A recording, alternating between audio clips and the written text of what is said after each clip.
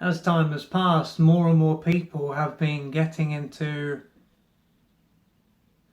conspiracies and finding out about what appears to be taking place behind the scenes.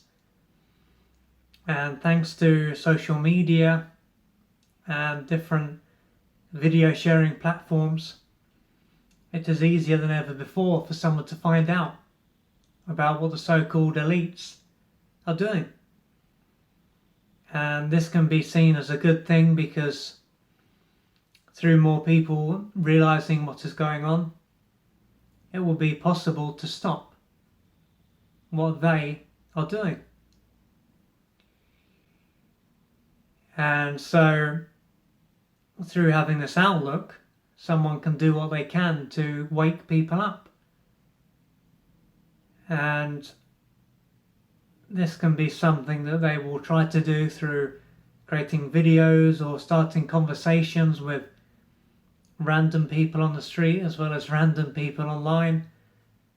And on one level, this can be seen as the right thing to do. I mean, if people don't realise what's going on, how are they going to ever be able to stop what is going on? But although this can be seen as the right thing on one level, on another level it can be seen as another distraction.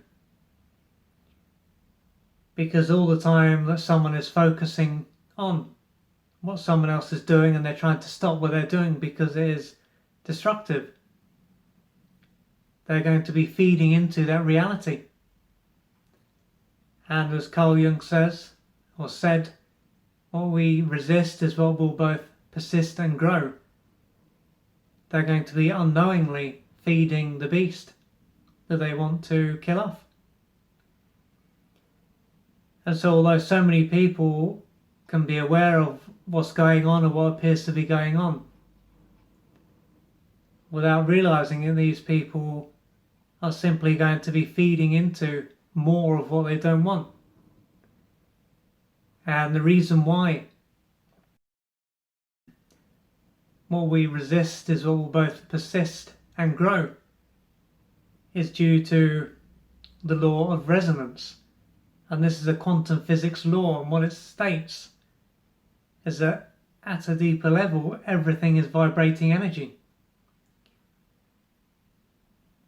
So in order for something to exist, let's say at a collective level, so in order for there to be these elites who are apparently controlling the masses, in order for that to exist, collectively a large part of humanity needs to be vibrating at a certain frequency, because if they were not, then these elites would not be able to exist or to have the level of power that they do have.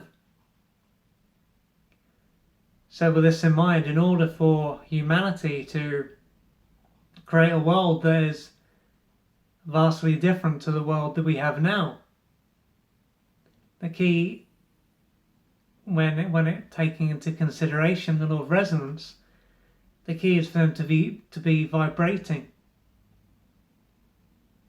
at the very frequency of what they want to see more of. So if someone wants to see more peace, more love, more harmony, more freedom, they need to be vibrating at this frequency. And so with this in mind, if all the people that were focusing on what the elites are doing and are feeding into that unknowingly were to focus on creating a different reality, they would probably do far more good